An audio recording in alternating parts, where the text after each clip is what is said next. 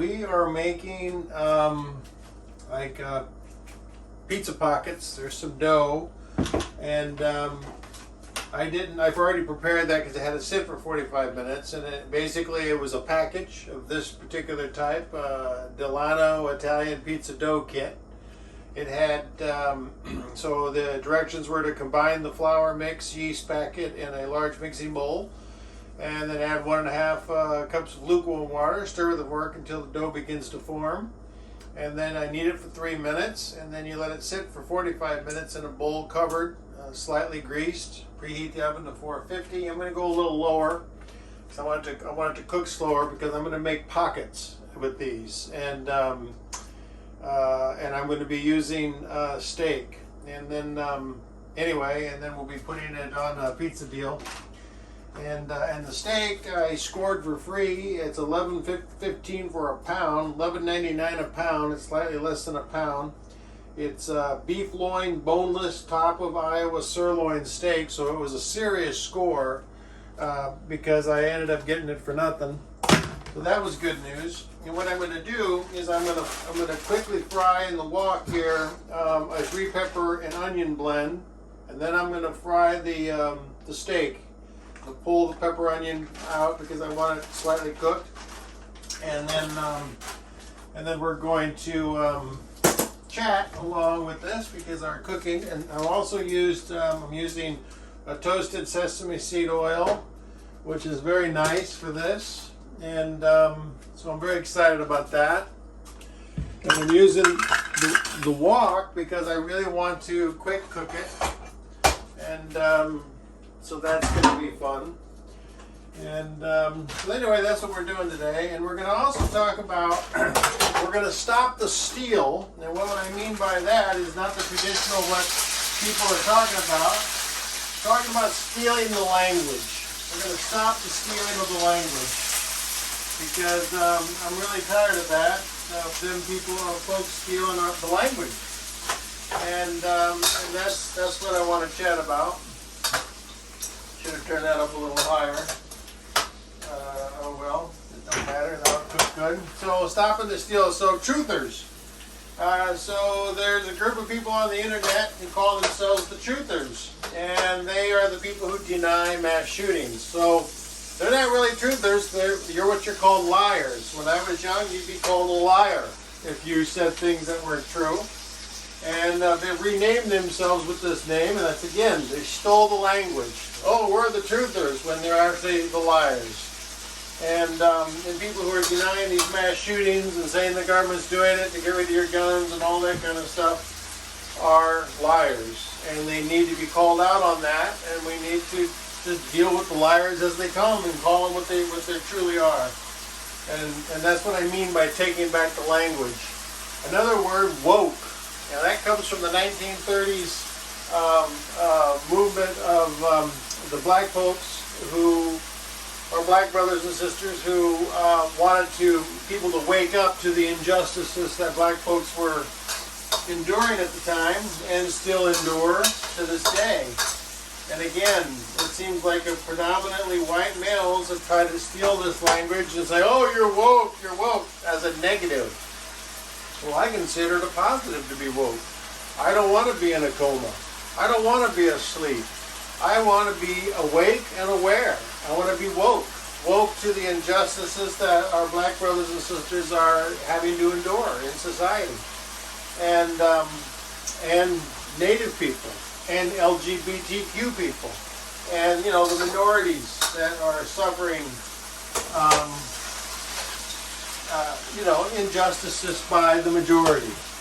And the majority is predominantly white and male dominated. So, and that's what I am. So, I mean, it's not like I'm talking about other people. I'm talking about my own people and the types of things they've done to the Native people by stealing their land. What they've done to our black brothers and sisters, which are forcing them to work for free for 200 years, and then passing Jim Crow laws, and then redlining their areas of neighborhoods so they couldn't borrow money to buy homes, and things like that. Another word, liberal. That's being like, oh, you're liberal elites. You know, like, well, all liberals are elite. I'm not elite. I'm just a guy who works every day and doesn't have much money. Oops, I forgot about that situation. There's the fans on. Yeah, I keep forgetting about that. Because this fan here is not working. I used the big fan of the air conditioner to suck out the air.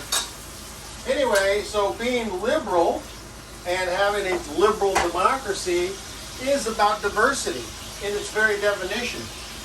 So being liberal means that you do what you call best practices. And so a liberal person can pull, if a conservative person has good ideas, well, you can pull from that. If a progressive person has good ideas, well, you can pull from that. So a liberal person is free of dogma. They're liberated. And successful democracies and successful societies in the past have been liberal societies. People who can work and live together and take advantage of each other's best strengths to make the culture as a whole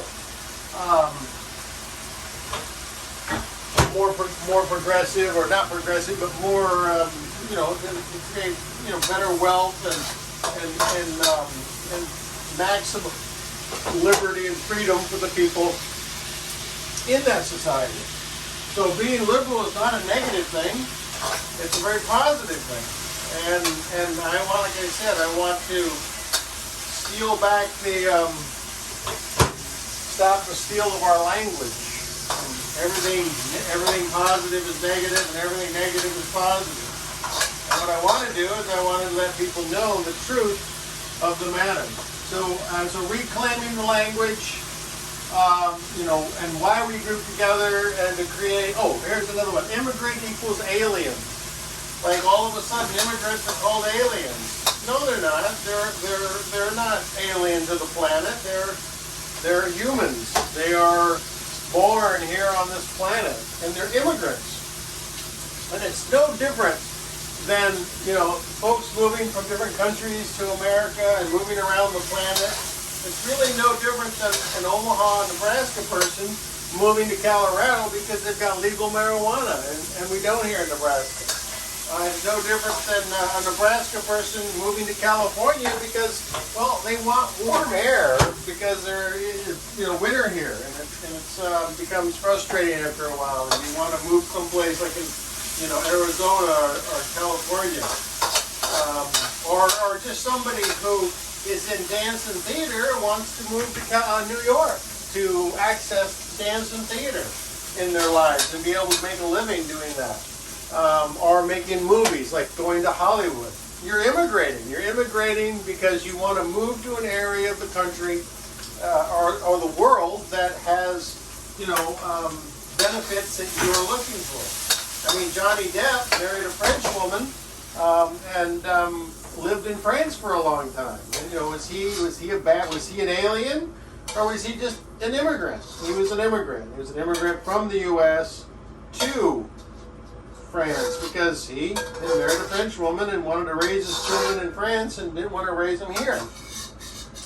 So it's really no different than a New York person who wants to retire in Florida. Are they aliens? No, they're immigrants.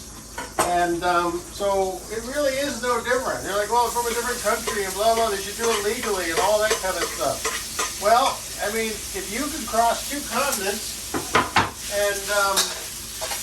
and make it here in America, I think that's a pretty good thing. I think that shows, ingenuity. It shows that these people have the guts to leave their hometown, to do things, take a risk in their lives. I mean, Elon Musk, he left South Africa because he didn't want to join the military. That's why he left. Moved to Canada first, but then discovering that where it's happening is in Silicon Valley, so then he moved to Silicon Valley. And, is he an alien or is he an immigrant? And he's brought tremendous value in the way of electric cars and solar and reusable rockets to our economy. He's trying to make the economy, he's growing the economy in many ways. But, you know, is that a bad thing? No. When I look at, you don't even have to look at something that dramatic, you know, in the sense of something like Elon Musk, who's become very wealthy and has been doing these very high, you know, just bringing authentic food, authentic Mexican food, or authentic Panamanian food, or authentic Chinese food to America, and these restaurants that get started up, and you know, in South Omaha, you know, is now used to be empty. It used to be boarded up, but now the immigrants who have come to this country have taken housing over there and built businesses over there and created quite a dynamic economic center in South Omaha on 24th Street. What's the problem with that? They're not aliens. They're immigrants. They're people who come to our country to make a living, to build businesses, to do things that they can't do in their country. Like, you can't smoke marijuana in Nebraska legally, but you can in Colorado, so you might immigrate to Colorado. And if there were true aliens, like coming from, you know, a different planet, you would quickly find that everybody here in the world is no longer aliens, because we would band together to fight the aliens. We'd be like, whoa, these people from a different planet, you know, and if they were weird looking, or if they were lizard-like, or whatever, however, you know, Hollywood has betrayed them in the past, if they were anything like that, well, guess what we would do? We would band together, and people would no longer be fighting. We would be like, we're the humans, and you're not, and we'd have to do something about that, you know? So, that's all I'm saying here, is that the alien, this language, is stealing the language, trying to make everything good into bad, or everything bad into good. I mean, it's awful, you know? And these people, you know, are switching the language around to try to make this stuff bad because, well, I guess they don't have the intelligence to actually debate. They want to just, you know, try to change the language and deny everything. I'm going to deploy that lightly oiled baking pan or pizza stone, and I accept your favorite topping, blah, blah. Okay. So, that's what I'm trying to say here, is where in the heck is my pizza pan? Pizza pan, yoo-hoo. Oh, it must be down here. It's not in there. Okay, cool. So, what I'm going to do now is I'm going to roll out this dough, and I'm going to put cheese and cream cheese and these peppers and this meat in these little pita pocket businesses, and you know, have fun with it. What else we had on this sheet here? Why we group together and create others? Okay, yeah, groups. So many people use these words on the internet. Oh, you're woke, you're this. And they're not really, they're just letting words pass through them. They don't really believe in those things because, you know, they don't act on it. They go out to Hispanic restaurants and eat the food, and they go to these different places and enjoy, you know, what they have to offer. So they're not really, they're just letting words, they belong to a group that has approved that language for them to use. So that's the language they use. And they're not thinking about it. They get mad, they get angry. Oh, you must be a woke liberal. You're an elite liberal. Or, you know, whatever. You know, and it's really not about them actually believing that, because the truth of the matter really is that they've learned this language in the groups that they belong to, and that's the language that's approved. And they're just letting language, it's just boring. They're letting language just flow through them, and not really thinking about what they're saying. You know, they're not even really thinking about what it means, really. So, this is kind of fun. I'm rolling this out and gonna see how this goes. Gonna do a bunch of these. I've oiled up the pan. And I'm going to, that's right, I was going to use this. I thought about using using tomato sauce, but I decided against it. I wanted to use cheese sauce. This is really about a cheesy thing that I'm trying to create here. And so we'll see how this goes, like I say. And we're going to use this queso cheese sauce. Has a little bit of a spice to it. I've done this making pizzas in the past. I've decided that, you know, it's really all about cheese, really. It's not really about having some sauce. So that's fun. And then let's slice, I'm going to slice these two here in the middle. And then we take a little bit of the pepper. Take some of this meat. Then we're going to fold this over. Oh, no, we got to add, there's that cheese, but I forgot. I also want to have this other cheese in here. That adds even more cheese. And I probably got too much stuff in it. This first one, we'll have to figure it out as we go.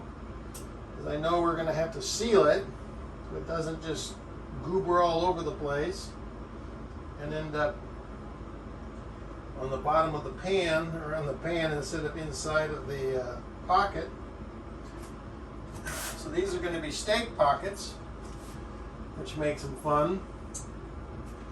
And I need to remove the steak business out of here because I want to reuse this oil in here to put on the outside of the pocket so they kind of crisp up nice. And that'll also be it'll have a steak taste in the pepper taste, which is what I'm interested in. So there's some peppers, there's some steak, there's some cheese. Oh, I'm going to put some rice on these too, but I'm doing more of these, so I'll maybe throw some rice in there and see how that goes.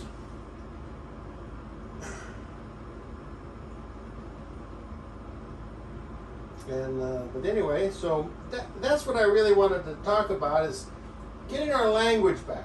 We need to, like, we have a Republican guy running for governor here, and he's running up against a Carol Blood, and I don't want him to win because he keeps using this language, this language, you know. He talks about not going to teach critical race theory, like anybody's even teaching that. Nobody doesn't even know what it means. And why not? Why don't we want to teach and educate? What is it? What is it about critical race theory? Oh, it makes people feel bad. Well, maybe they should feel bad that they're the benefactors of stealing the land of hundreds of years of free labor. And guess what? They're the benefactors. Folks that have benefited from that. You know, we're all like, pull yourself up in your own bootstraps. Well, the white folks in this country didn't do that. They pulled themselves up on other people's bootstraps. People of color who had to do the labor. The native people's land that they came and took. And a lot of people say, well, tough luck. They lost the war. They lost it. You know, I mean, that's all. But hey, you know what? They are still here, native people. And we could technically give their land back. I'm going to throw a little rice in here, because I've decided I want some rice.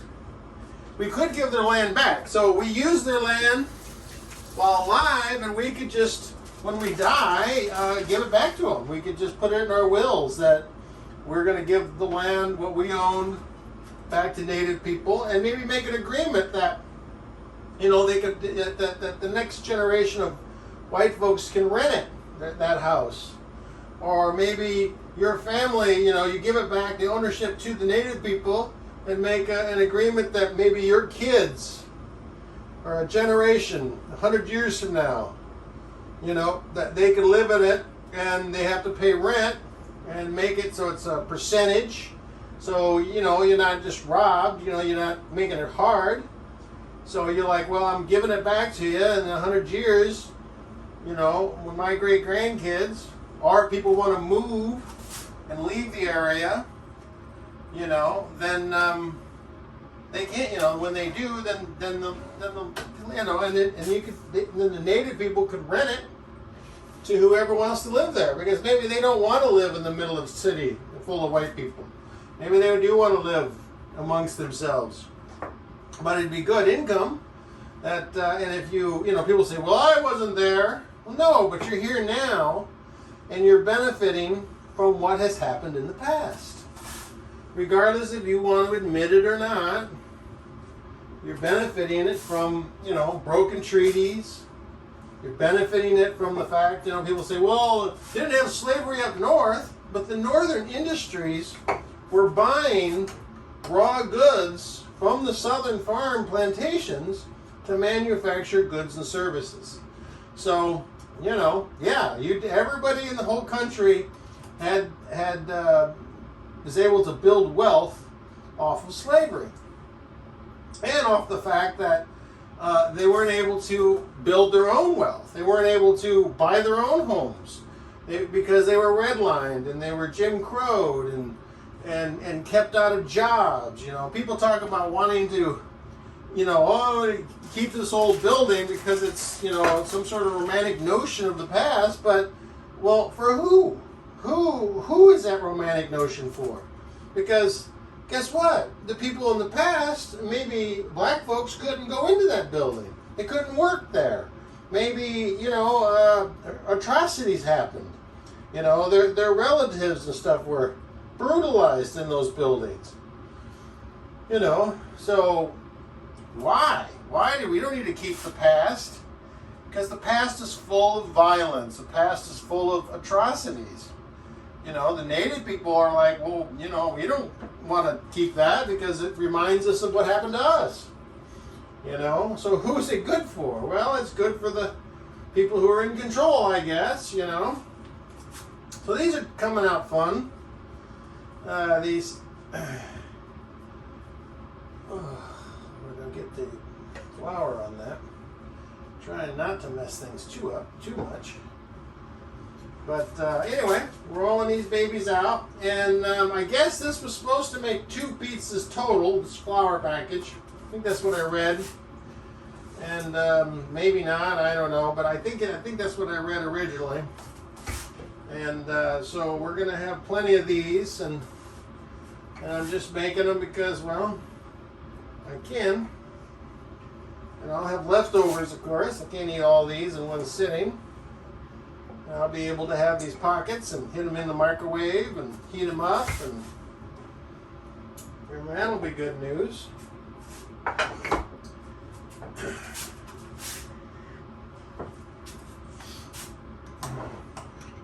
And this is fun, using the queso cheese. Oh, why people group together? Well, it's natural for humans to create groups. I'm part of this group, you're part of that group, and so when that happens, you can demonize, kill, imprison, enslave, and do horrible things to each other. No problems at all. And and they've discovered through lots of studies that people who, like, if you have 2 dominant groups, then they'll be like, yeah, I don't like that group, I don't like the other group, we're not going to intermarry, they have weird rituals and blah, blah, blah, blah. But if those 2 groups, the same groups of people who don't like each other in this country, because they're the 2 dominant groups that are trying to dominate one another, are put into a minority, like a third group, and they're the minority, then they'll get along with each other. They'll be like, yeah, it's that guy. It's that dominant group that's keeping us down. So in one country, they'll hate each other, and then in another country, they'll work together and intermarry and have no problems with each other at all because, well, they have somebody else to lay blame on. Like, oh, this other dominant culture, we're the minorities, we have something in common. And that's what I mean by, they're aliens until real aliens show up, and then you'd be like, well, we've got something in common now we need to fight against. And so I tested that when I heard that, and it was a Facebook feed of my family, and it was about somebody asking about how to pronounce our name. Do we pronounce it the H, or how do we pronounce it? Well, I pronounce our last name Trey-N, like 2 syllables. And other people in the family pronounce it like train, like a choo-choo train. And there was only like one person on the feed that did tha, because it's spelled T-H-R-A-E-N. So everybody, the division really was created between train and Trey-N. And only, I think, one person on that feed said that they pronounce the H. So I was looking at that and going, well, here's an example where the 2 groups, that one says train and the other says train, could fight against each other and war against each other. And because they were trying to dominate the name, and this is the way we pronounce it, and blah, blah, blah, blah. And then this one person was like, tha. So I don't know what you do about them. But I did notice that the 2 groups that could argue with each other do come together in one area. They come together in the fact that they don't pronounce the H. And even though they pronounce the name differently, the majority of the people don't pronounce the H. Oh, I was going to put cream cheese in this, but I guess I'll do it in this one. And you got too many ingredients and you can't remember what the heck you're going to do with these things, but I'm doing them now. And so anyway, I decided that the 2 groups didn't have to war against each other because they agreed on the fact that the H wasn't pronounced. They could come together over that. And that's the kind of things we need to deal with, A liberal democracy is about diversity, hearing all voices. And that the most successful societies in the past, even when there were monarchs and kings and, all that, what happened was that there was royalty and then there was everybody else. And everybody else, no matter where they came from or who they were, well, they got along because they had the royalty to point at. We're not royalty, we're peasants. And so they were able to, band together and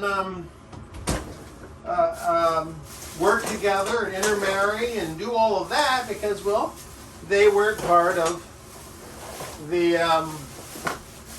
majority. So that's what I found very interesting, was that this is an oil and it has the steak and the pepper flavor in it, and I wanted to put that on top of that to give it that flavor. I'm not sure, it says, we'll check back on these to see how long it takes. And probably 15 to 20 minutes, I'm sure, to bake these off. And but anyway, so I'm using up the rest of the oil that was in the pan. And so that's, and remember, it was a sesame seed, it was a toasted sesame oil. So that should add good flavor to this whole business. And here you go. All right. Now I'll go ahead and throw it in the old oven.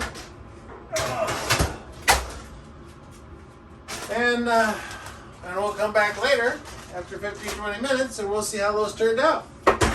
So thanks for now, and when I pull them out, I will have this cleaned up, and I'll let you know what's going on.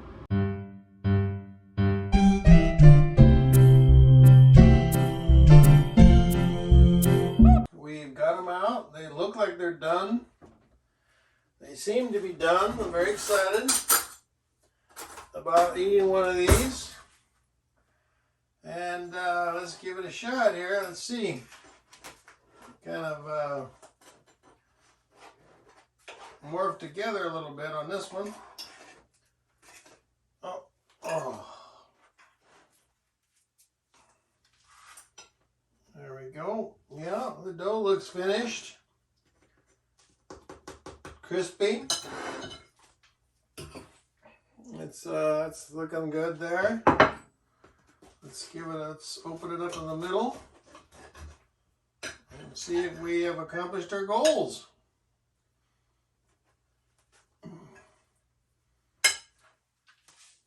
There that is. Yeah, it looks like it's cooked all the way through. It's gooey, cheesy, steaky, peppery, the whole business. Very nice. All right.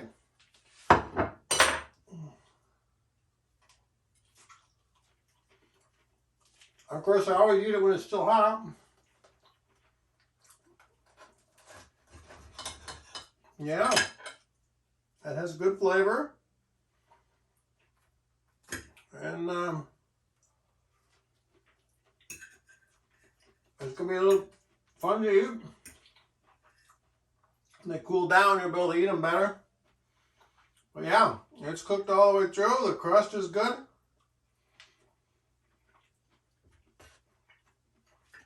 And that's the main concern, was the crust of the dough. Is it cooked all the way through? And it is. And it took about 20 minutes in the oven, or so, 25 in the oven. And I did it at 400, cooked them a little slower so they'd heat up through than the 425 like a pizza might do, because I was afraid about the insides. But yeah, it worked out. Anyway, thank you very much. Have a good night.